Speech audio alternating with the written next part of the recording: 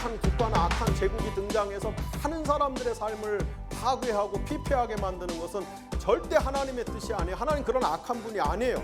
그러나 하나님이 불가피하게 그런 일들이 역사 안에서 일어나도록 허용하실 때가 있어요.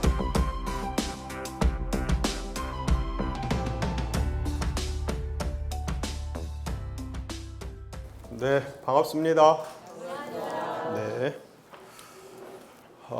우리가 저기 소예원서 하면서 한 주에 2개씩 하니까 저도 벅차고 여러분들도 벅차고 그렇죠. 여러분들은 좀 벅차고 저는 좀 아쉽고 좀 이렇게 자세하게 길게 해야 되는데 막 시간에 쫓기니까 다 이렇게 다루지 못해서 저는 좀 아쉽고 여러분들은 시간이 자꾸 길어지니까 귀가 시간이 부담스럽고 또 2개를 하다 보니까 이제 조금 내용도 벅차고 그래서 한 주에 하나씩 해야 되겠다 생각을 했는데 오늘까지는 2개를 하고 오늘까지 2개 하고 다음 주부터는 하나씩 해보다가 또 혹시라도 학개하고 말라기 정도를 2개를 같이 하면은 해야 될 필요가 있으면 하고 안 그렇고 한 주에 나눠서 이렇게 한 주씩 하면은 하게 되고 뭐 그렇게 하도록 하겠습니다. 그래서 오늘은 말씀드린 것처럼 그 미가하고 나움 할 차례죠. 근데 순서를 바꾸어서 나움, 미가 이렇게 하도록 하겠습니다. 제가 이 소예언서 그 시작하면서 12개의 책을 한 권의 책으로 볼 수가 있다. 그래서 동심원 구조를 말씀을 드렸죠. 기억을 하실 것으로 생각하고 복습하는 차원에서 간단하게 한번 다시 그 복기를 해보도록 하겠습니다. 호세아,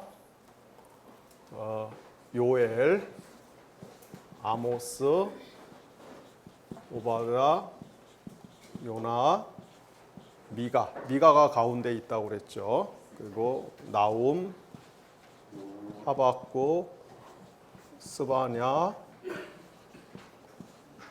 학개, 스가랴, 말라기 이렇게 12개의 책을 인클로지오 기법을 따라서 배치를 할 수 있습니다. 성경에 이제 요 약자를 쓰는 건데 이것도 그 교회를 조금 오래 다니시거나 어린 시절에 배웠거나 관심 있는 분들은 아시고 이렇게 또 이제 신앙생활 시작한 지 얼마 안 되시거나 교회를 다녔지만 약자에 관심 없는 분들은 이렇게 또 그 약자 쓰면은 요새 젊은 애들 본받아 갖고서 막 줄여대냐 이렇게 생각하실 수 있는데 전통적으로 써오던 약자입니다. 그래서 호세아하고 말라기하고 서로 비슷한 내용이 나옵니다. 언약 위반.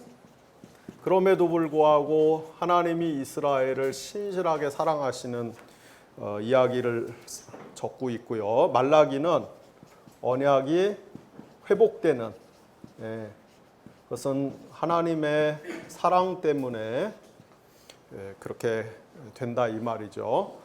요엘서하고 또 학개 스가랴 이것은 이제 포로 귀환 이야기. 학개 스가랴에는 포로 귀환과 함께 성전 건축 이야기도 나오죠. 특별히 시온에서 열방을 심판할 것을 궁극적인 비전으로 제시하는 그런 성경이라고 할 수 있습니다. 아모스는 여러분 잘 아시는 것처럼 하나님의 공의, 정의에 대한 강조가 두드러진 책입니다. 오바댜는 우리가 지난 시간에 공부한 것처럼 에돔에 대한 심판을 집중적으로 다루고 있죠. 요나서는 니느웨에 대한 심판, 그죠? 니느웨에 대한 심판 이렇게 다루고 있고, 마찬가지로 나움도 니느웨에 대한 심판, 그리고 하박국은 오바댜서는 에돔에 대한 심판, 하박국은 유다와 바벨론에 대한 심판 내용이 주를 이루고 있습니다. 아모스 하나님의 공의, 스바냐도 하나님의 공의. 나중에 살펴보시겠지만 스바냐서는 하나님이 등불을 들고 예루살렘 거리 골목골목 돌아다니시면서 이 정의로운 사람, 공의로운 사람, 하나님 마음에 합당한 사람을 찾으려고 하나님이 등불을 들고 예루살렘 골목골목 돌아다니시는 그런 사람을 찾는데 못 찾아요. 예. 그래서 그런 이야기들. 예. 요엘서 포로 귀환, 시온에서 열방 심판, 마찬가지로 포로 귀환, 또 여기는 성전 건축 장면이 중요한 내용이죠. 예. 시온에서 열방 심판. 소예언서의 중심은 미가서입니다. 미가서 그 중에서도 6장 8절. 6장 8절에 뭐라고요? 하나님이 원하시는 것이 무엇이다? 정의를 실천하고 인애를 사랑하고 겸손히 하나님과 동행하는 삶. 그래서 미가서 6장 8절이 소예언서 전체의 가장 중심되는 내용이다. 우리가 그렇게 이야기를 할 수 있다. 제가 소예언서 시작할 때 소예언서를 만약에 한 권의 책으로 본다면은 이런 식으로 구조를 만들어 볼 수가 있다. 완벽한 건 아니에요. 퍼펙트한 건 아니에요. 그러나 대략 이렇게 설명이 가능하다. 그래서 오늘 원래 공부 순서는 지난 시간에 요나를 했기 때문에 미가와 나훔을 해야 될 차례인데 이렇게 그 요나와 그 다음에 나훔이 둘 다 뭘 다루고 있어요? 니느웨 심판을 다루고 있기 때문에 주제가 동일하기 때문에 지난 시간에 이어서 지난 시간에 니느웨 심판 이야기 요나서 공부했잖아요. 그래서 그것의 연장선상에서 나훔부터 공부를 하고 나훔서부터 공부를 하고 미가서를 살펴보도록 하겠습니다. 자, 겉보기에는 요나서나 나훔서나 둘 다 니느웨에 대한 심판 이야기를 핵심 주제로 다루는 것 같지만 외견상으로는 그래요. 그러나 그 안을 디테일하게 들여다보면은 요나서하고 나훔서는 상당한 차이를 보이고 있습니다. 뒤에서 살펴보시겠지만은 나훔서는 그냥 처음부터 끝까지 하나님이 니느웨를 심판하실 것이다. 이 니느웨가 아시리아 수도 아니에요. 하나님이 아시리아, 니느웨를 심판하실 것이다. 아주 강렬한 언어로 그 심판을 경고하고 실제로 그 심판이 집행이 됩니다. 반면에 우리가 지난 시간에 살펴본 것처럼 요나서는 하나님께서 예언자 요나를 니느웨에 파견을 하시죠. 요나가 우여곡절 끝에 니느웨에 도착해서 회개하라. 회개하지 않으면 40일 후에 이 성이 멸망한다. 그런데 니느웨 사람들이 요나의 기대와 바람과는 정반대로 진짜 회개를 해버립니다. 그래서 하나님이 심판을 취소해요. 그래서 하나님이 니느웨 사람들을 얼마나 사랑하시는가. 하나님이 온 인류의 주님으로서 온 세상의 주님으로서 소위 말하는 선택된 민족 이스라엘 백성들뿐만 아니라 이방인들조차도 하나님이 얼마나 사랑하시고 그들이 멸망에 빠지지 않고 구원에 이르기를 원하시는 그 은혜로운 하나님이신가를 이 요나서는 굉장히 강조하죠. 요나서의 목적은 심판이 아니라 하나님의 용서와 긍휼과 회복과 구원에 있는 것이. 나훔서는 그렇지 않습니다. 하나님이 반드시 심판하실 것이라고 말씀하시고 그리고 아주 무섭게 액면 그대로 표현한다면 굉장히 잔인하게 심판을 하십니다.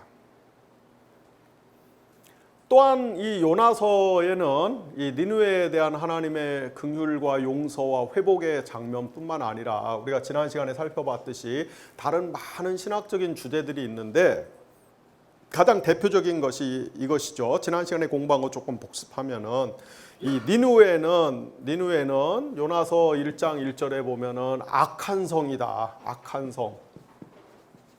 악한 도시다. 이 악하다라는 말이 히브리어로 라라고 그랬죠. 그래서 요나가 니느웨에 가서 이제 회개하라. 안 그러면 하나님 심판하신다. 그러니까 3장 8절에서 니느웨의 임금이 우리가 하나님께 회개해서 이 악에서 돌이키자. 악에서 돌이키자. 그렇게 칙령을 내려요. 그랬더니 니느웨 사람들이 정말 그 짐승까지도 회개를 합니다. 그래서 하나님이 3장 10절에 보면 하나님이 그들이 악에서 돌이킨 것을 보고 용서하시죠. 그런데 4장 1절에 보면은 요나가 니느웨 사람들이 회개 안 하고 심판당하기를 원했는데 웬걸 회개하고 구원받는 걸 보고 요나가 성질을 버럭버럭 내요. 아주 그냥 그 혈기를 엄청나게 부립니다. 악을 써요. 그것이 하나님 보시기에 히브리어 성경에 보면 큰 악이었다. 라 그돌라. 큰 악이었다. 그래서 이런 배치들을 통해서 요나서 저자는 니느웨 사람들도 물론 악한 사람들이지만 요나서 본문에서 가장 악한 사람은 누구다? 요나라 이 말이에요. 요나. 그래서 요나서 저자의 관점에서 보면은 악이란 무엇이냐? 악이란 제가 지난 시간에 말씀드린 것처럼 하나님을 자기 박스 안에 딱 가둬놓고 마치 프로테스쿠의 침대처럼, 프로테스쿠의 침대 아시죠? 뭐예요? 그 침대보다 키가 더 크면 잘라내고 키가 작으면 느려갖고서 딱 그 사이즈에 맞추는. 근데 우리 모두가 사실 그런 짓거리들을 한다 이 말이에요. 우리의 지식, 우리의 이성, 우리의 경험, 우리의 이해관계, 우리의 욕망 등등으로 구성된 우리의 이 인격이라고 하는 건 사실 다 이런 것들, 지식, 이성, 경험, 욕망, 이해관계, 관계성 뭐 이런 것들이 이 총체적으로 합해져서 응축돼서 우리의 이 인격이라는 것이 형성이 되는데 우리의 세계관이라는 것이 그런 것이죠. 그 안에 하나님을 딱 가둬놓고 내가 만든 하나님, 내가 사육하고 내가 통제하고 내가 조종하는 하나님. 우리는 다 사실 그런 하나님을 섬기는 그런 경향이 있어요. 요나에게는 그 하나님이 어떤 하나님이었습니까? 오직 이스라엘만의 하나님. 이방인들은 절대 구원하시면 안 되고 이방인은 다 쓸어버려야 되고 이스라엘만 보호하시고 사랑하셔야 되는 우리만의 하나님. 근데 하나님이 요나가 만들어 놓은 그 박스 밖을 넘어가서 하나님이 일하시니까 요나가 하나님을 막 화를 내요. 하나님한테. 그것이 뭐다? 가장 큰 악이다. 근데 이 요나가 그 아버지가 아미떼거든요. 그죠? 아미떼의 아들이에요. 이 아미떼라고 하는 말은 진리라는 뜻이죠. 요나는 진리의 아들이에요. 진리의 아들로서 진리를 따라 살아야 되는 사람이에요. 진리를 추구하고 진리를 지키고 진리를 증거하고 진리를 확산시키고 그런 그 소명을 가지고 태어난 사람입니다. 예수님이 요한복음 8장 26절에 보면은 뭐라고 말씀하셨어요? 너희가 진리를 알지니 진리가 너희를 자유케 하리라. 요나는 진리의 아들로서 자유한 인생을 살아야 되는, 자유한 신앙을 가져야 되는 그런 사람이죠. 그런데 요나는 자유가 뭔지를 몰라요. 왜냐하면 하나님을 박스 안에 딱 가둬놓고 하나님을 사육하고 하나님을 조종하고 하나님을 통제하니까. 근데 이런 게 있는, 이게 굉장히 역설적인 거죠. 우리가 하나님을 어디다가 다 가두면 그게 어떤 우리 이데올로기일 수도 있고 이념일 수도 있고 우리 욕망일 수도 있고 우리의 뭐 이해관계일 수도 있고 우리의 경험일 수도 있고 우리의 어떤 신조, 이 신학적 신조, 교단, 교파 뭐 등등 다 어떤 박스든지 간에 하나님을 딱 가두면, 그러니까 하나님을 감옥에다 가두는 거예요. 나의 세계라는 감옥에 하나님을 가두는 거예요. 그렇게 되면은 하나님이 갇히는 게 아니라 누가 사실은 갇혀요? 자기가 그 세계에 갇히는 거예요. 그래서 자유를 잃어버리는 거예요. 요나가 하나님을 딱 자기가 만든 감옥 안에 가둔 것 같은데 하나님이 거기 갇힙니까? 아니죠. 사실은 요나가 자기를 거기다 가둔 거예요. 그래서 예수님은 진리가 너희를 자유케 하리라 했는데 요나는 진리를 알지 못하니까 자기 하나님이라는 절대 진리를 알지 못하고 자기가 만든 진리를 숭상하고 있으니까 자기가 만든 감옥에 갇히니까 결국은 뭐를 박탈당합니까? 자유를 잃어버리는 것이죠.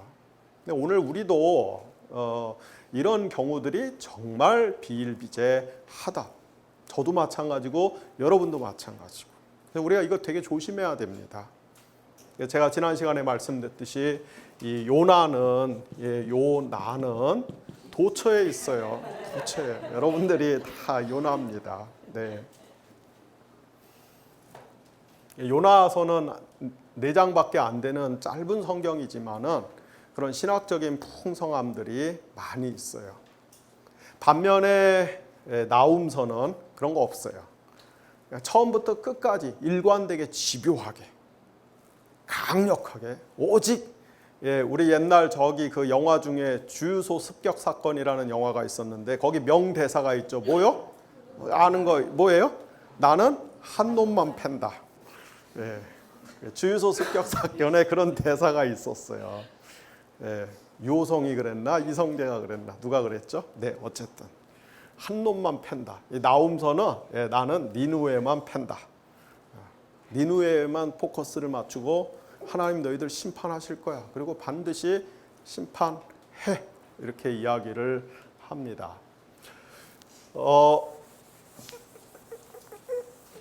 나훔서는 구약 성경에 16개 예언서가 있는데 그 중에 유일하게 2개의 표제를 가지고 있는 성경이에요. 그래서 니느웨 이렇게 시작하죠. 니느웨에 대한 경고라. 그리고 곧 엘고스 사람 나훔의 묵시 글이다. 이런 식으로 시작을 합니다. 그래서 니느웨에 대한 경고, 곧 엘고스 사람 나훔의 묵시의 글이다. 그래서 2개의 표제를 하나로 묶어서 사용하는 아주 독특한 책입니다. 이 경고라는 말은 히브리어로 마사, 이거는 신탁, 예언이란 뜻이죠. 그 다음에 묵시, 히브리어로 하존, 이거는 예언, 계시, 글, 세페르, 이거는 이제 두루마리. 옛날에는 책이 없었기 때문에 두루마리에 글을 썼기 때문에 그래서 요 표제가 보여주듯이 처음부터 끝까지 니느웨의 심판, 니느웨에 대한 심판 이야기만 다루고 있습니다. 그래서 나훔은 1장, 2장, 3장으로 구성이 되는데 1장은 니느웨에 대한 심판 선언 이야기. 그다음에 2장은 뭐예요? 니느웨에 대한 심판 장면. 그죠? 심판 장면. 3장은 니느웨가 왜 심판을 받는지 그 이유를 다루고 있죠. 이런 식으로 전체를 오직 니느웨에 대한 심판 이야기만 적고 있습니다. 이 바이블 클래스가 아니면은 여러분들 솔직히 까놓고 이야기해서 한 50년쯤 교회 다녀도 많은 분들이 뭐 오바댜서, 나훔서 뭐 이런 거 읽을 기회가 별로 없어요. 읽어도 무슨 말인지 몰라요.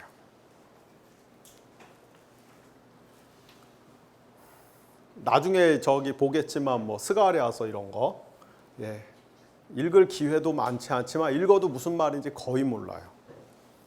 바이블 클래스 이제 공부를 해봐야 스가랴서가 굉장히 이 중요한 책이구나. 그리고 이게 이런 뜻이구나. 우리말 개역 성경에는 도저히 알 수 없게 표현을 해놨구나. 이게 이런 뜻이고 이게 굉장히 중요한 성경이구나. 알 수 있죠.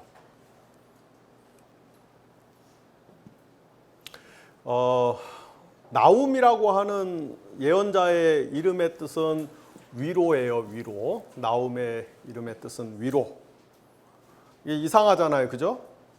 이 처음부터 끝까지 굉장히 그 아주 자극적이고 강렬하고 전투적이고 좀 잔인해 보이는 굉장히 생생한 언어들로 이 심판에 관한 이야기들만 계속 적고 있는 성경인데 그런 예언자가 이름이 뭐예요? 위로예요. 위로. 나훔의 이름의 뜻을 예를 들어서 책망, 뭐 심판 이렇게 지면은 자기가 쓴 성경하고 상당히 이게 매칭이 됐을 텐데 그게 아니라 아주 그 언어는 굉장히 강렬한데 이름은 위로예요. 왜 그렇습니까? 조금 이따 보시겠지만은 이 니느웨는 이 아시리아는 이스라엘의 철천지 원수였잖아요. 이스라엘과 유다를 너무너무 괴롭힌 하나님의 백성들을 너무너무 아프게 하고 슬프게 하고 힘들게 한 대표적인 나라거든요. 그러니까 그런 나라가 심판받으니까 이스라엘이나 유다 사람들 편에서 보면은 뭐예요? 엄청난 위로가 되는 거죠. 엄청난 위로가 되는 거예요. 네. 이 나움은 이름과 엘고스 사람이다라는 것 말고는 이 예언서 안에 구약 성경 안에 그 어디에도 예언자 본인에 대한 어떤 신상 정보가 나오지 않습니다. 이 나움서가 쓰여진 역사적 배경을 이제 우리가 추론을 해봐야 돼요. 그래서 나움서 본문을 놓고 추론을 해봐야 됩니다. 말씀드린 것처럼 나움서는 니느웨의 멸망을 예고하는 성경입니다. 그러니까 이 나움서는 니느웨가 멸망당할 것이다. 하나님께 심판을 받아서 망할 것이다. 라고 예고하는 성경이니까 이 나움서가 쓰여졌을 당시에는 니느웨가 멸망했어요? 아직 멸망하기 직전이에요? 직전이죠. 그죠? 근데 니느웨 이게 아시리아의 수도인데 니느웨가 언제 멸망당하냐면은 기원전 612년에 바벨론의 나보폴라사르 그리고 느부갓네살에 의해서 멸망을 당합니다. 아버지가 나보폴라사르고 아들이 느부갓네살이에요. 612년에 멸망돼. 그러니까 612년 이전에 쓰여졌겠죠. 두 번째로 나움서 3장 8절에서 10절을 보면은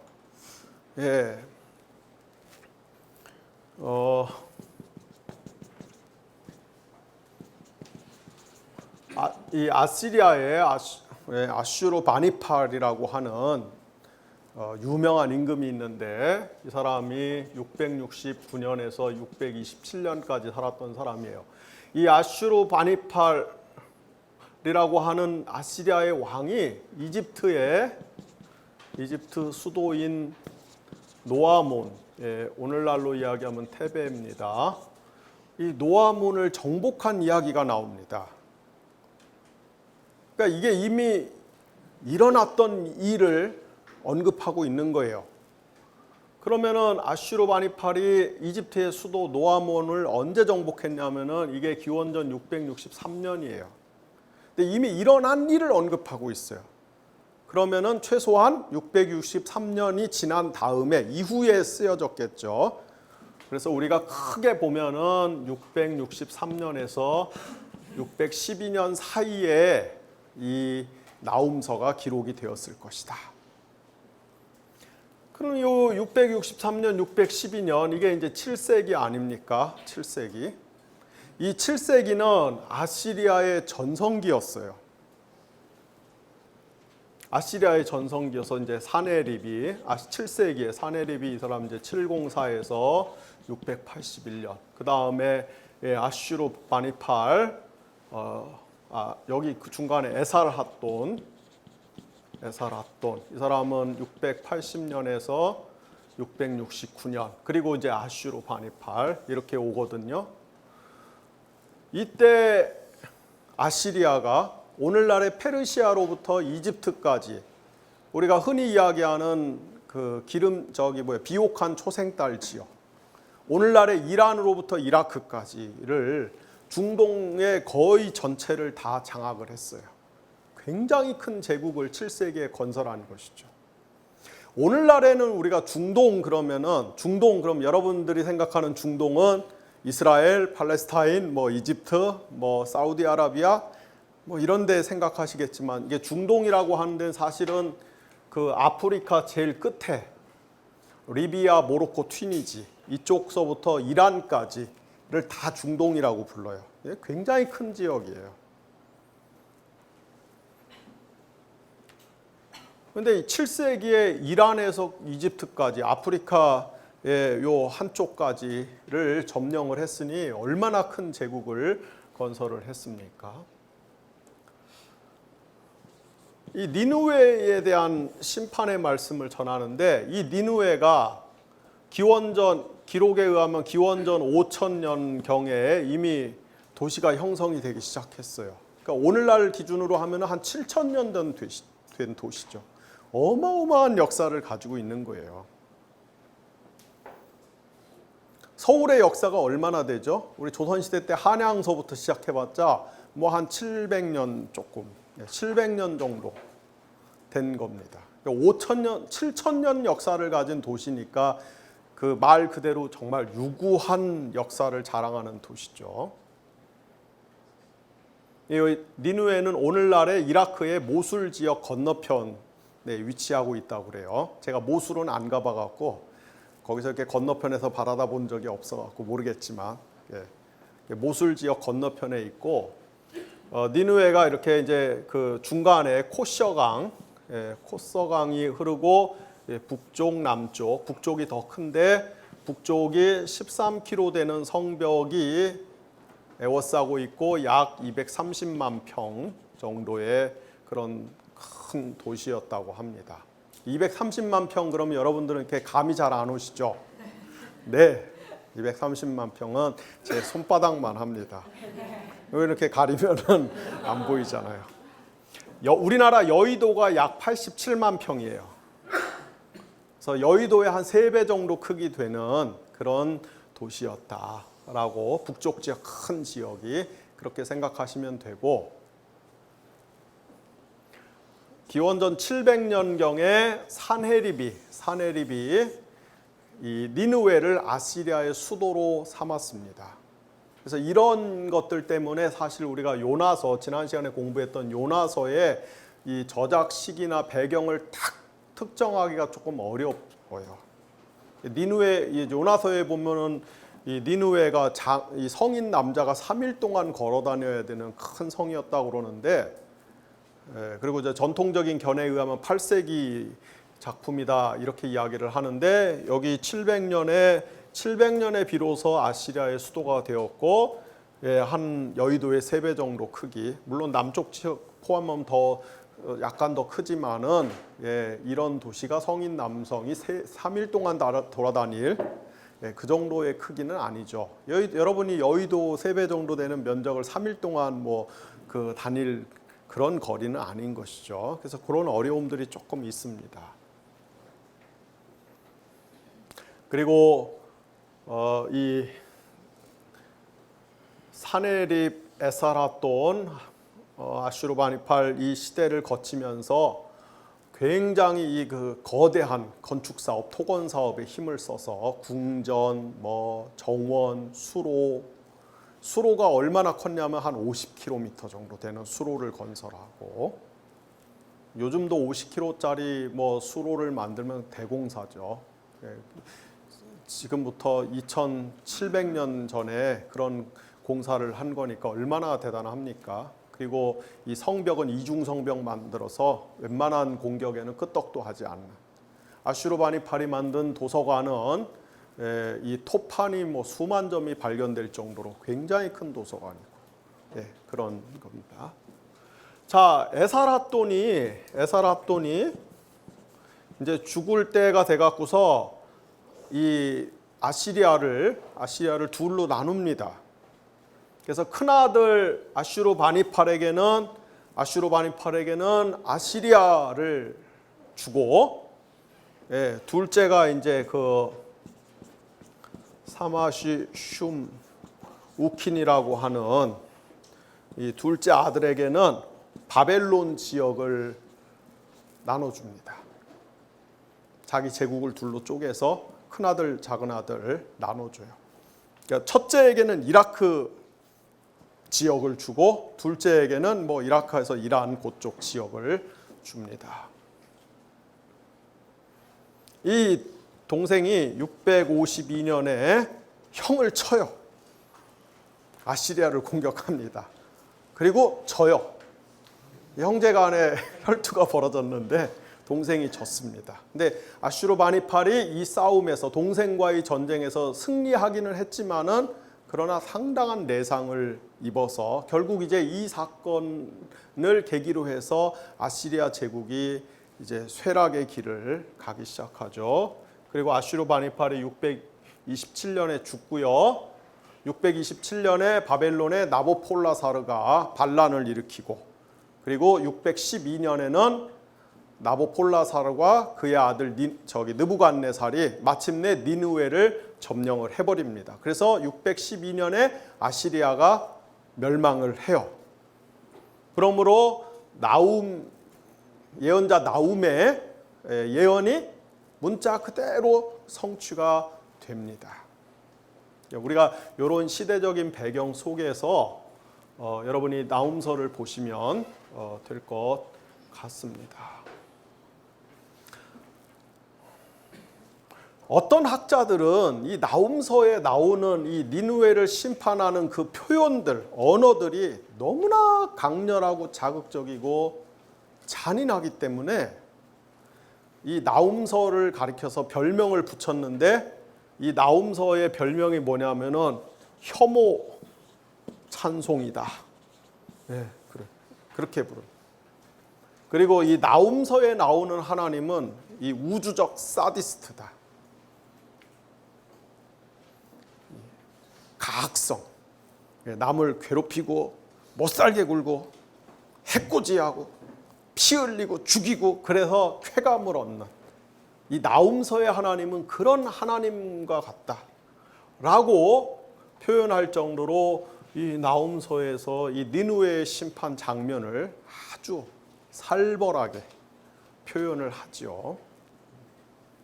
그럼 왜 그러느냐? 우리가 이제 이 나훔서에서 이런 굉장히 강렬하고 자극적인 언어를 동원해서 이 니느웨를 심판하는 것을 이제 이해하려면은 두 가지를 이제 이해를 해야 됩니다. 그게 뭐냐면, 첫째로는 도대체 아시리아가 어떤 나라인가, 아시리아가 역대 어떤 짓들을 해왔는가, 이거를 이제 알아야 되고, 또 하나는 이 국가가 무엇인가. 또 아시리아 같은 경우 굉장히 거대 제국을 형성했던 나라 아닙니까? 그래서 이 제국이라는 게 뭐냐, 제국주의가 뭐냐, 이것을 우리가 조금 알 필요가 있어요.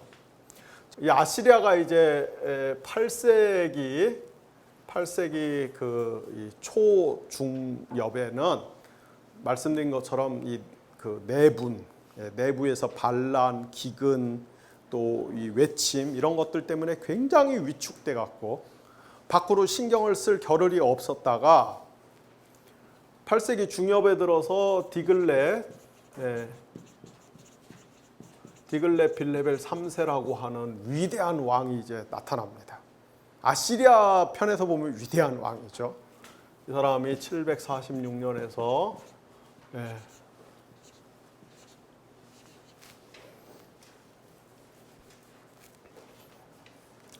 727년까지 활동했던 왕인데, 이 디글렛 빌레벨 3세 때 아시리아가 그 대외 정책을 세 가지로 나눠서 정립을 하죠.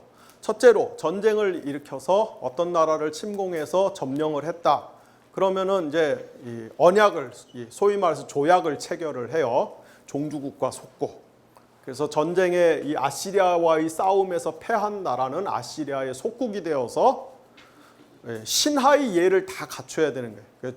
공무를, 아시리아가 요구하는 조공을 바쳐야 되고, 아시리아가 전쟁을 하면은 군사를 지원을 해줘야 되고, 신하로서 깍듯하게 예를 갖춰야 되는. 대신에 아시리아는 그 속국의 정치적 자율권을 보장해주는. 요게 1단계. 두 번째, 이제 속국이 1차 반역을 했을 경우는, 1차 반역을 하면은 그 속국의 왕조를 폐위시키고 상류층을 전부 다 외국으로 쫓아보내고, 그래서 국가의 리더십을 붕괴시켜 갖고서 다시는 반역을 꾀하지 못하게 하는, 이것이 그 두 번째 조치입니다.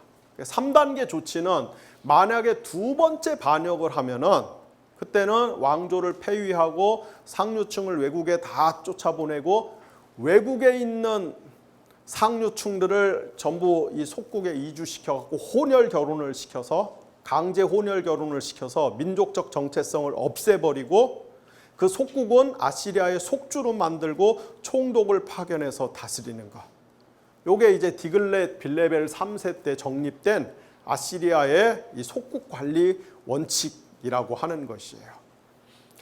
지난 시간에 말씀드렸듯이 이 아시리아 사람들은 고대 이 중동의 그 수많은 제국들이 명멸했는데 그 중에서도 굉장히 잔인하기로 악명이 높았던 제국입니다. 아시리아 다음에 바벨론이 등장하는데 바벨론은 상대적으로 아시리아에 비해서 굉장히 관대한 식민지 정책, 관대한 포로 정책을 폈어요.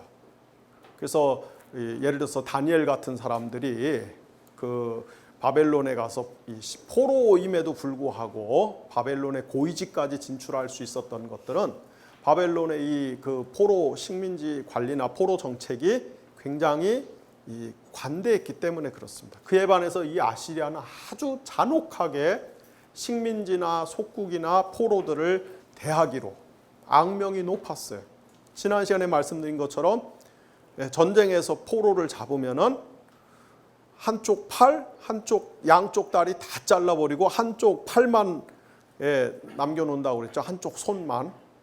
그리고 그 아시리아 군인들이 그 한쪽 손만 남은 포로의 손을 잡고 이렇게 조롱하면서 죽어가는 것을 즐기는 뭐 이런 것들. 포로들의 가죽을 다 벗겨갖고서 성벽에 이렇게 걸어놓는 이런 풍습들.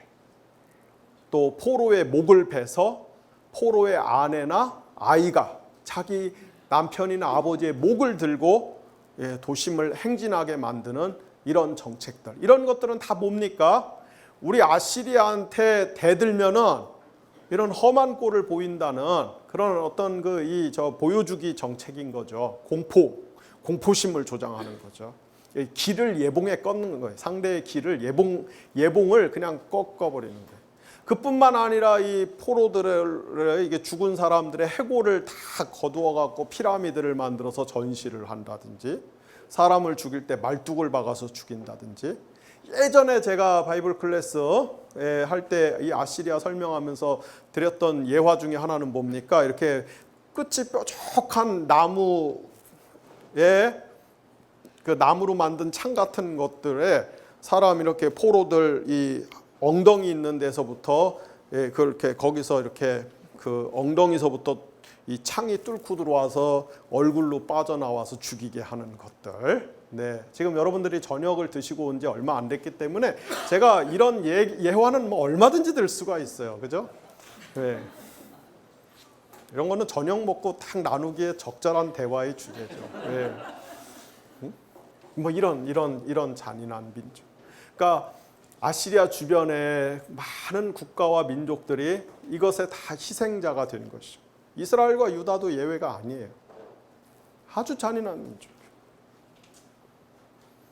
더욱이 유다 이스라엘 입장에서 보면은 아시리아가 이제 이 그 우상 숭배를 자꾸 수출한 종교를 수출하고, 그래서 유다 이스라엘이 아시리아의 우상주의를 수입해 갖고서 그것에 미혹되고 영향을 받아서 하나님에 대한 신앙을 배신하는 이런 일들도 벌어지고 뭐 등등.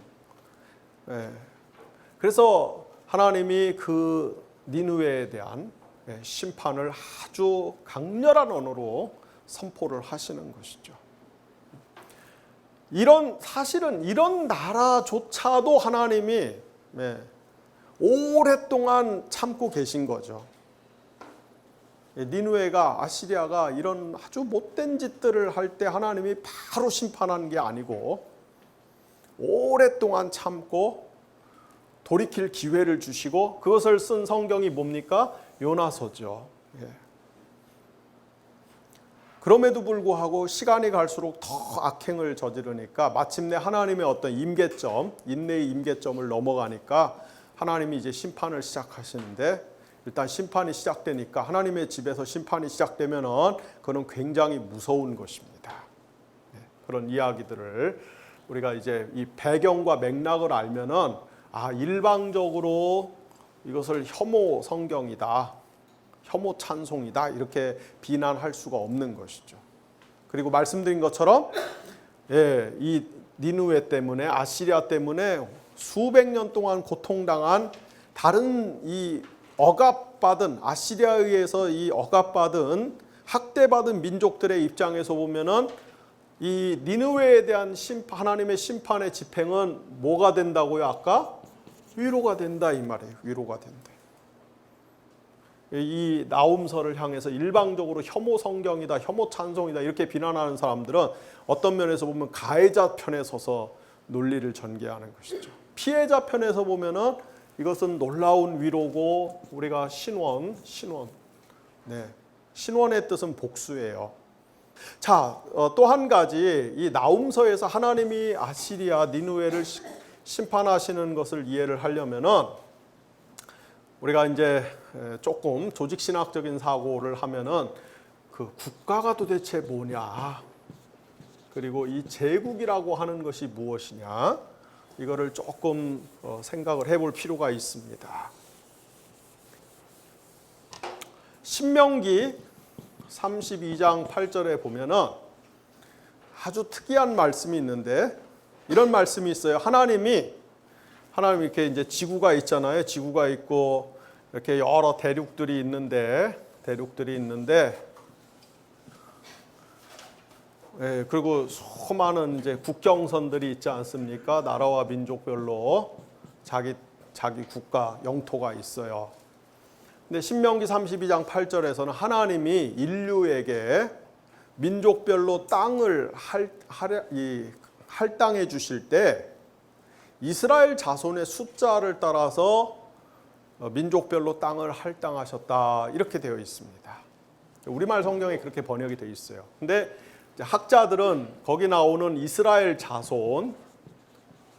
자손이라고 하는 이 이게 원래 하나님의 아들이란 뜻인데, 이게 그 상당히 계급이 높은 천사들을 뜻한다고 봐요. 성경의 세계관에서는 이 천사들의 세계에도 하이어라키가 있어갖고 상당히 그 높은 계급의 중요한 사명과 기능을 가지고 있는 천사들이 있는데, 이 천사들의 기능은 예를 들어서 어떤 대륙을 관장하거나, 그래서 성경에 보면 어떤 천사들은 이렇게 땅의 사방 끝에서 어떤 중요한 역할을 수행하고 있는 그런 천사들도 등장하죠. 그런데 그 천사들 중에서 이렇게 나라별로 그 나라의 배후에서, 민족의 배후에서 하나님을 대신해서 하나님으로부터 특별한 사명을 위임받아서 그 나라를 경영하고 통치하고 이렇게 이끌어가는 하나님의 섭리적인 도구가 되는 천사들이 있단 말이에요. 하나님이 그 천사들의 숫자에 따라서 이 나라들의 경계를 정했다, 이런 말씀이 신명기 32장 8절에 나옵니다. 여러분들 중에 많은 분들은 야, 성경에 그런 얘기도 있었나? 이렇게 생각하시겠지만 그런 얘기가 있습니다. 그래서 이 국가라고 하는 것은, 국가는 성경의 세계관에 따르면 국가는 긍정적인 기능과 부정적인 기능 두 가지를 다 지니고 있어요. 긍정적인 기능은 뭐냐? 국가가 하나님의 이 중요한 사자로서, 이 사자라고 하는 말이 사실은 천사라는 뜻하고 그 일맥상통하는데, 국가는 하나님의 중요한 사자로서 이 질서 유지와 이 복리 증진을 해야 될 그런 역할이 있습니다. 이 아나키즘에 이렇게 심취해 있는 분들은 야, 이 정부를 없애고 국가를 없애고 그것이 훨씬 더 우리가 인간답게 사는 길이다, 평화롭게 사는 길이다 이렇게 얘기하지만, 실제로 여러분 우리 현실 세계에서 국가나 정부를 없애면은 대번에 무슨 일이 일어날까요? 굉장한 혼란이 일어나겠죠. 네. 국가가 이 공권력을 통해서, 법을 통해서 그런 일들이 일어나지 않도록 질서를 유지하고 또 여러 가지 좋은 시스템을 통해서 국민들의 삶의 질을 향상시키는 이 복리증진의 사명이 있어요. 국가의 순기능이에요. 반대로 국가는 이 부정적인 속성이 있습니다. 그게 뭐냐? 국가라고 하는 것이 형성이 되면은 자연스럽게 이 피라미드 계급이 형성이 되게 돼 있어요. 그래서 이 최상위층에 있는 소수의 사람들이 국가의 중요한 자산과 자원의 상당수를 독점해버리고 나머지 사람들은 그 밑에서 허덕이고 신음하는 그런 고통스러운 삶을 살 수밖에 없는 것. 오늘날 현대 민주주의 국가는 이런 것들을 계속 개선해 나가고 있고 또 상당히 역사적으로 개선해 왔지만 그래도 아직 완전히 해결하지는 못했어요. 그러나 이 현대 민주주의 국가 이전에 군대 국가나 봉건주의 국가나 고대 국가에서는 이런 현상이 굉장히 첨예했죠. 네. 이것이 이제 국가가 갖고 있는 역기능입니다. 이 두 가지 기능이 다 혼재되어 있어요. 그래서 국가는 일방적으로 선하다라고 이야기할 수도 없고 일방적으로 악하다라고 이야기할 수도 없어요. 우리는 이제 싸움을 하려면은 네가 좌냐 우냐 해갖고서 일단 진영을 갈라놓고 어느 한쪽에 내가 속해서 싸워야 마음도 편하고 안전하고 그러니까 이제 우리는 그런 이분법적인 그런 사고방식을 즐기지만은 이 세상에는 사실은 빛과 어둠만이 있는 게 아니잖아요. 그 중간에 회색지대가 얼마나 많습니까? 국가도 마찬가지예요. 국가에게는 빛도 있지만 어둠도 있고 어둠도 있지만 빛도 있고 우리가 할 일은 이제 어둠은 자꾸 최소화시키고 빛을 자꾸 최대화시키려고 하는 노력들을 하는 것이죠. 그런데 그럼 제국이라고 하는 건 뭐냐? 이 하나님께서 천사들의 숫자대로 이 국가와 민족들의 경계를 정했을 때 사실은 이제 수많은 피라미드들이 있는 것인데 제국이라고 하는 것은 이거를 하나의 덩어리로 묶음으로 통합하는 그러니까 큰 피라미드가 나오는 거죠. 큰 피라미드. 이 국가라고 하는 것은 국내 질서 안에서 피라미드를 형성한다면은 이 제국이라고 하는 것은 그것을 큰 지역으로 대륙으로 또는 뭐 오늘날의 미국 같은 나라는 뭐 전 세계를 상대로 이런 피라미드 체제를 구축을 하는 것이죠. 그래서 이 제국은 이런 거대한 이 제국을 형성한 이거는 어떤 속성을 가지고 있냐면 스스로 신이 되고자 하는 속성. 스스로. 그래서 역사의 주인이 되고 세계의 주인이 되고 세계와 역사의 질서를 자기가 설정하고 자기가 통제하고 자기가 창조하려고 하는 자기가 하나님 노릇을 하려고 하는 그런 속성이 있습니다. 그리고 그 배후에는 뭐가 있어요? 뭐가 있어? 이 악한 영, 굉장히 그 악한 영, 신약 성경에서 정사와 권세라고 부르는 끊임없이 하나님께 도전하고 맞설려고 하는 그런 악한 영들이 이 배후에 있다. 이것이 성경의 세계관이에요. 오늘날 현대 21세기 과학주의, 과학기술주의 세계관으로 보면은 이게 이해가 잘 안 될지 모르지만은 그러나 성경의 세계관에서는 이것이 굉장히 확고한 세계관입니다. 그래서 이 제국이라고 하는 것은 이 피라미드, 이게 착취구조인데 착취구조를 단순히 국가적인 단위에서 하는 것이 아니라 범지역적인 단위, 세계적인 단위, 국제적인 단위에서 하기 때문에 이 제국이 자기의 신적 욕망을 실천하기 위해서 한 번씩 폭력을 행사할 때마다 이 하나님의 창조 질서 전체가 흔들흔들하는 일이 일어난다 이 말이에요. 제가 이 바이블 클래스 처음 공부 시작할 때 하나님이 이 세계를 만드신 목적이 뭐냐, 이 세계. 그것은 하나님이 이 세계를 뭘로 만드시기 위해서 성전으로, 거룩한 성전. 인간에게 주신 사명은 뭐냐? 이 성전을 잘 관리하는 제사장. 그래서 우리가 이제 이런 용어만 놓고 보면은 굉장히 신학적인 용어 같으니까 이 세계가 우리 저 웨스트민스터 신앙고백서 1항에 따르면은 인간의 제일 되는 목적이 무엇이뇨? 인간의 제일 되는 목적 목사님 뭐죠? 하나님을 영화롭게 하고 그분을 영원토록 기뻐하는 것. 그래서 우리는 직장 생활도 하면 안 돼요. 장사도 하면 안 돼요. 공부 그딴 거 왜 해? 우리는 24시간 내내 구역 예배만 드리고 찬송 부르고 기도하고 큐티하고 이런 것만 해야 돼요. 우리가 이제 하나님을 영화롭게 하고 하나님을 즐거워한다 그러면은 자칫하면은 그 언어들을 굉장히 종교적인 차원으로 축소시켜서 무슨 찬송, 기도, 성경 공부 이런 것들이 그 어떤 신자의 삶의 본업이다 이렇게 생각하기 쉬운데 그런 뜻이 아니고 이렇게 놓고 보면은 굉장히 신학적이고 종교적인 언어 같지만 이것을 사회, 경제, 정치적인 차원에서 펼쳐놓고 이것을 이야기한다면 뭐예요? 결국은 이런 피라미드 체제가 아니라 하나님을 중심으로 해서 모든 사람들이 인간다움의 권리를 보장받으면서 공평하고 정의롭고 균등하게 살 수 있는 세상을 만드는 거예요. 물론 이것은 그 완성된 하나님의 나라는 아니에요. 완성된 하나님의 나라는 피조물의 힘으로 할 수 있는 것이 아니에요. 그건 하나님이 초월적인 능력과 은혜로 주셔야 되는 거예요.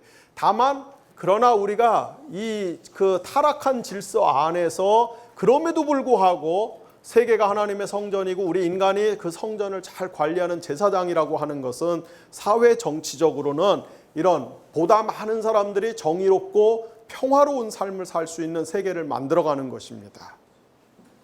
그런데 이것을 가장 위협하는 이것을 가장 회방하는 정치, 경제, 군사, 사회적인 세력 그 틀이 뭐냐? 결국은 국가고 그 국가의 총합인 제국이에요. 이 제국이 한번 움직이면은 여러분 예를 들어서 뭐 미국 같은 나라가 전쟁을 한번 한다. 그러면은 우리는 이렇게 그 컴퓨터 게임 전쟁 게임 하다가 이 전쟁을 뭐 대수롭지 않게 낭만적으로 생각하는 이게 그 오락거리로 생각하는 경향이 있는데 실제로 전쟁이 한번 일어나면은 어떤 특정한 지역이 전부 불바다가 돼 갖고서 이 하나님이 만드신 모든 피조물이 다 초토화돼 버리는 땅이 다 오염이 돼 갖고 다시는 이 생물이 살 수 없는 그런 지역이 되는 성전이 크게 훼손이 되고 망가지는 그런 일들. 그리고 전쟁이 나면은 다들 우리가 이제 뭐 살기 위해서 사람 죽이는 것을 다반사로 아는 그런 인간성을 상실해 버리는. 전쟁은 이게 성인 남성들의 인간성만 황폐하게 만드는 게 아니라 모든 사람의 인간성을 다 말살시킵니다. 그런 것들이 이렇게 국지적인 차원에서 나타나는 것은 국가가 하는 것이지만은 그것이 국제적인 대륙적인 차원에서 나타나는 것은 이건 제국이 하는 거예요.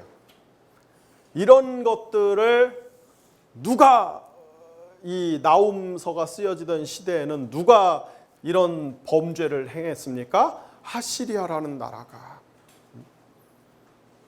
오늘날의 이란으로부터 이집트까지 페르시아만에서 이집트까지 비옥한 초생딸 전체를 장악하고 주변의 수많은 국가와 민족들을 학살하면서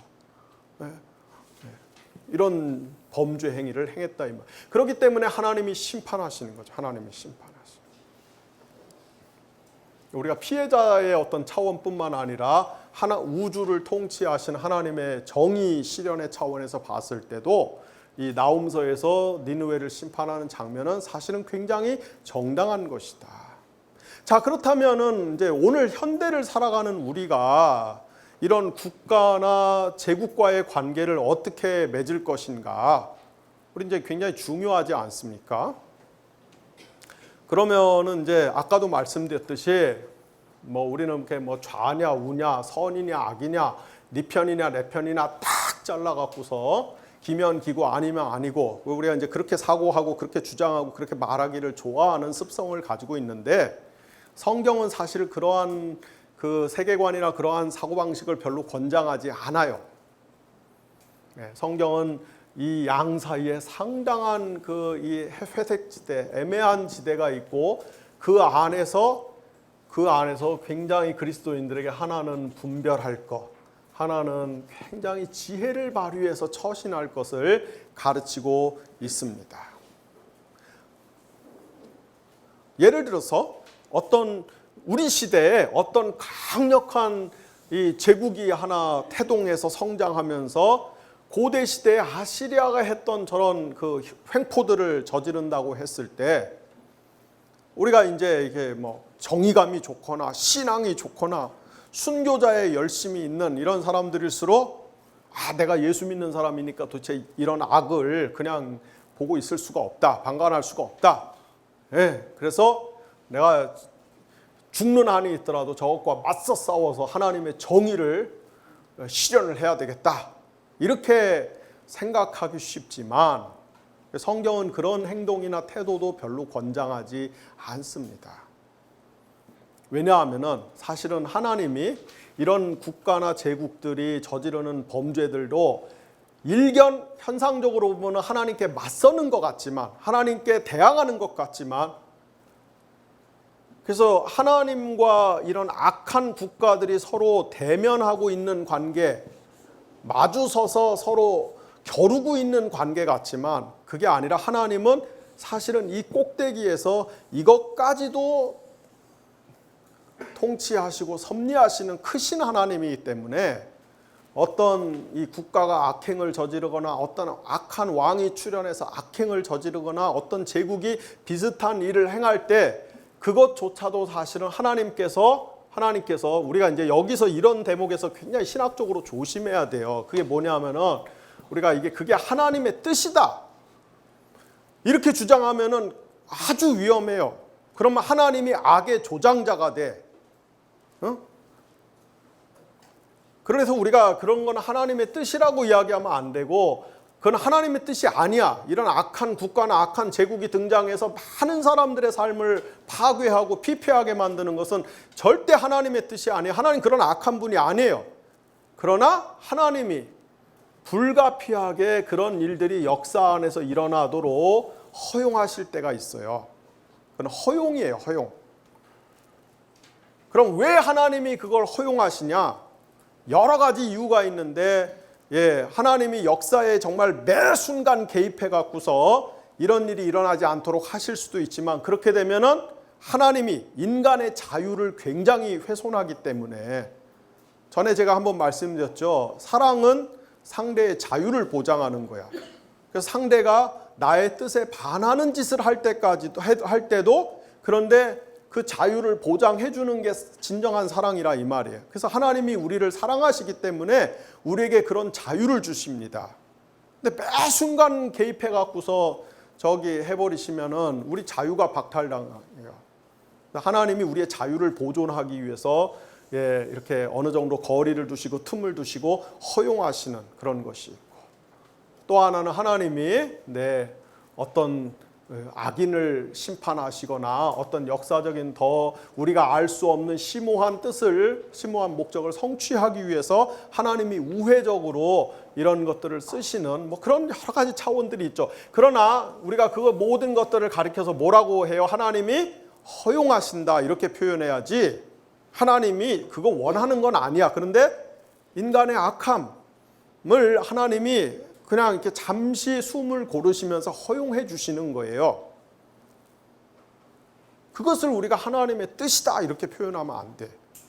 예를 들어서 우리 그 식민지 근대화론에 이 경도돼 있는 사람들은, 크리스찬들 중에도 예를 들어서 일본이 35년 동안 우리를 강제 병합해서 다스렸다.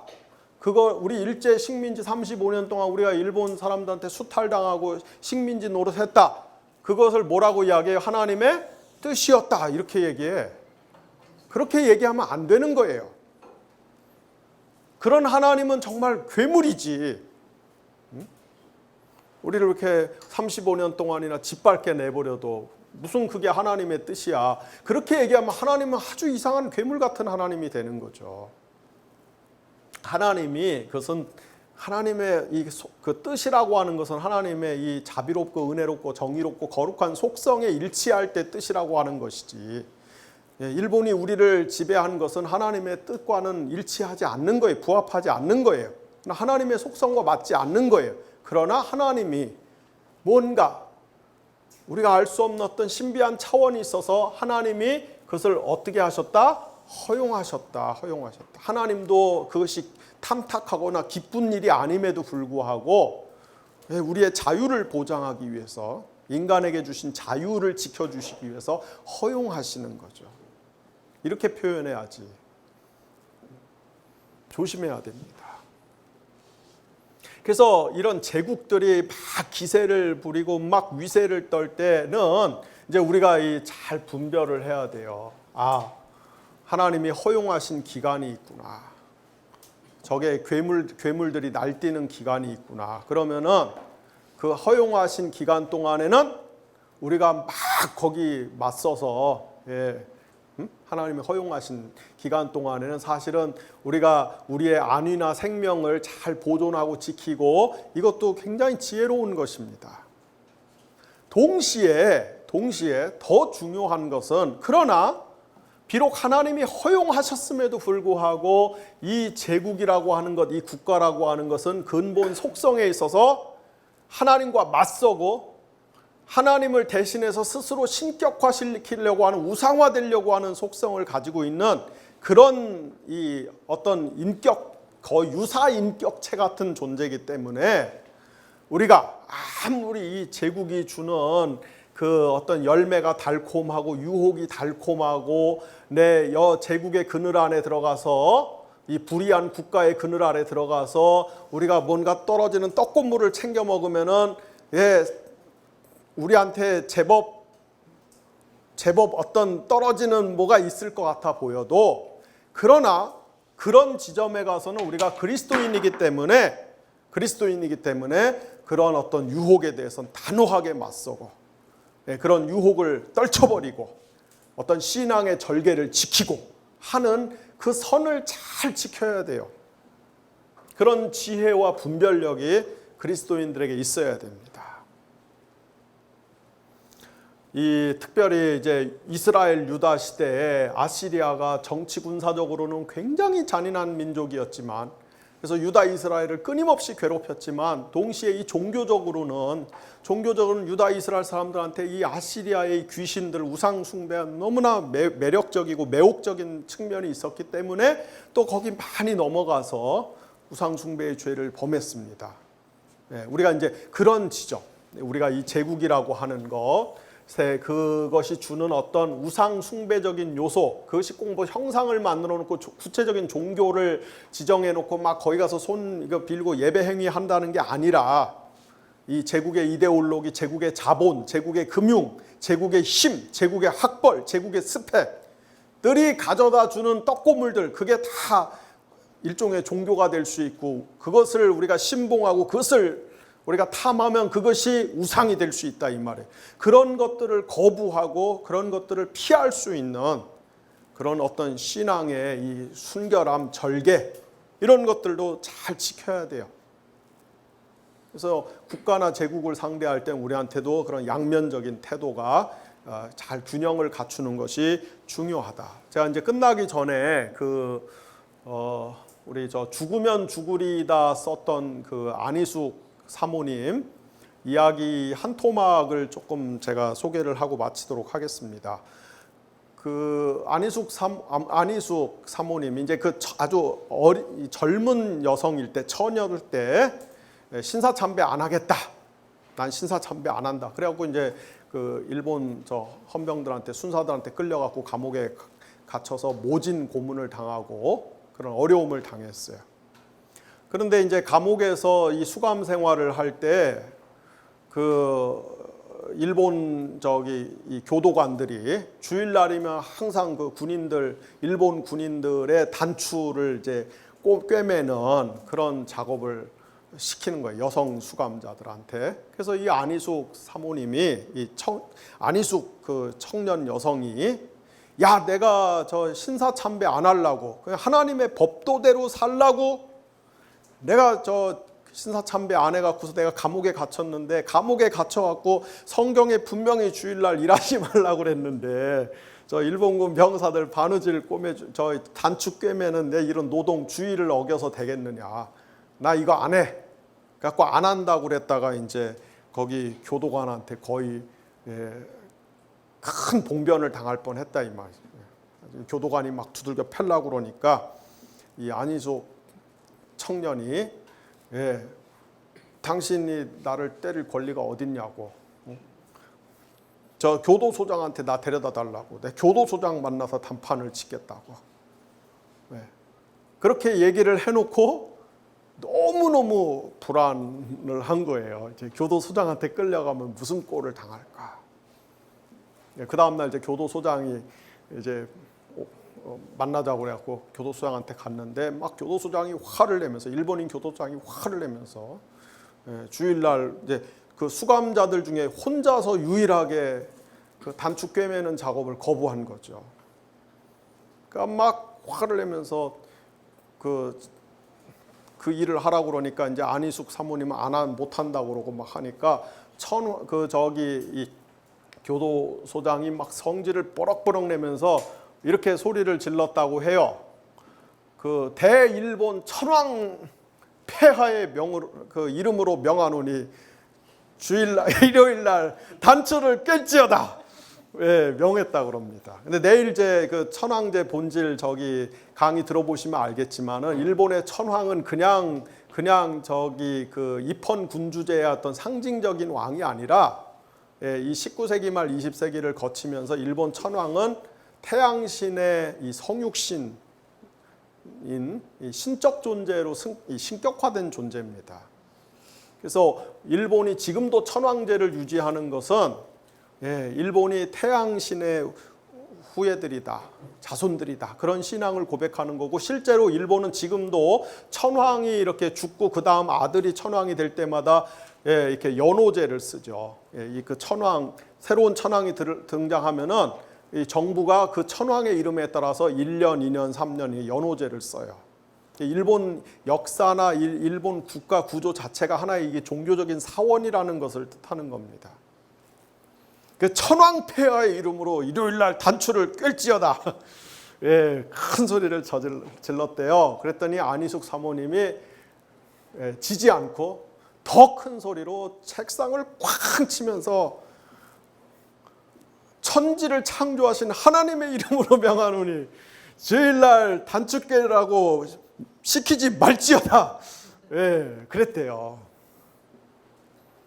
그랬더니 그 교도소 소장이 깜짝 놀라서 어쩔 줄을 몰라 하면서 혼자 속으로 뭐라고 쭝얼쭝얼 거렸는데, 뭐라고 쭝얼쭝얼 거렸냐면은, 내가 신앙에 대해서 그동안 말은 많이 들었는데 신앙을 눈으로 본 적은 오늘이 처음이다. 그러고서 이제 주일날 작업하는 거를 빼줬다고 그럽니다. 그런데 안희숙 이 사모님이 그때 이제 정말 그 아주 젊은 청년 여성이죠. 그리고 식민지 백성 아닙니까? 감옥에 갇힌 처지예요. 무슨 힘이 있고 무슨 능력이 있고, 정말 볼품없는 형편이죠. 그런데 그분이 그렇게 일본 교도소장 앞에서 큰 소리로 당당하게 외칠 수 있었던 이유는, 말씀드린 것처럼 전날 교도관한테 나 저 주일날은 작업 안 한다고 그래갖고 막 교도관하고 실갱이하고, 그래서 교도관이 이제 너 교도소장한테는 가서 이르겠다고 해갖고서 이제 나갔는데, 그러고 나서 사실은 너무너무 걱정이 돼갖고, 내일 교도소장한테 끌려가서 무슨 봉변을 당할까 너무너무 걱정이 돼갖고 막 그러고서 잠이 들었는데, 기도를 하고 이제 잠이 들었는데 그 꿈을 꿨대요. 꿈을 꿨는데 꿈에 안희숙 사모님이 탁 서 있고, 일본의 그 이 스모 선수들이 안희숙 사모님하고 한판 붙자고 한 200명쯤 딱 이렇게 부대를 이루어 갖고서 한 명씩 이렇게 이제 한판 붙자고, 그래서 안희숙 사모님이 이렇게 생각해 보니까 저놈하고 붙었다가는 내가 뼈도 못 추리겠다. 연약하고 가련한 그 여성이 어떻게 그 스모 선수하고 정면으로 붙겠어요. 근데 옆에 보니까 그 펜싱 선수들이 쓰는 펜싱용 칼 같은 게 있어갖고 그 칼을 주워갖고서는 몸으로 붙어갖고는 안 되니까 칼을 주워갖고서는 그 스모 선수 배를 푹 찔렀는데 뻥 하고 풍선처럼 뻥 하고 터지더라는 거예요. 그래서 200명을 다 뻥 터뜨려 갖고서 제거하고 꿈에 그런 꿈을 전날 꾸고서 아 이건 하나님이 주신 뭔가 이 계시적인 의미가 있는 꿈이다. 담대한 마음을 가지고 그 다음 날 일본 교도소장이 천황폐하의 이름으로 일요일 날 작업을 해라 그랬는데 오히려 거기에 맞서서 하나님의 이름으로 명하노니 주일날 작업을 시키지 말지어다. 그렇게 해서 승리했다고 하는 본인이 직접 이야기한 그런 그 내용입니다. 그래서 우리가 참 그 한편으로 보면은 그렇게까지 예수를 믿을 필요가 있을까? 오늘날 굉장히 우리 세속화된 시대에는 많은 사람들이 이 믿음을 현실의 어떤 그 이해관계와 타협한 시대에 살고 있는 우리들의 입장에서 보면은 그렇게까지 유별나게 예수를 믿을 필요가 있을까? 실제로 그 일제시대 때 많은 사람들이 신사참배하면서 그런 논리를 내세웠어요. 일단 사는 게 중요하지, 생존하는 게 중요하지. 일단 살아남아야 뭔가 미래를 도모하지. 다 그래서 타협하고 그리고 머리 숙이고 무릎 꿇고 다 넘어갔지 않습니까? 그런 측면에서 보면은 그렇게까지 유별나게 예수 믿을 필요가 있는가? 그러나 아니에요. 경우에 따라서는. 아까도 말씀드렸듯이 그 지점이 칼로 두부 자르듯이 탁탁탁탁 잘라지는 현실은 그렇지 않지만 그러나 우리는 성령이 주시는 지혜와 분별력을 따라서 어느 때는 하나님이 허용하신 국가나 제국의 그 힘과 질서를 잘 피해가야 되는 그런 때도 있고 어느 때는 그것이 우리의 신앙의 본령과 관계되는 그러한 때에는 우리가 단호하게 이런 눈에 보이는 신적 인격체, 이 군사, 정치, 사회, 경제의 이 총합인 그 신적 인격체를 숭배하고 그것이 주는 떡고물에 우리가 헬렐레 해갖고 사는 게 아니라 우리가 그것을 거부하고 살아계신 하나님을 우리의 참되고 유일한 주님으로 고백할 수도 있는 그런 믿음들이 필요하다 이 말입니다. 그래서 그런 지혜와 분별력들을 여러분들이 잘 갖추시면 좋겠습니다. 한 10분 쉬었다가 미가서 하도록 하겠습니다.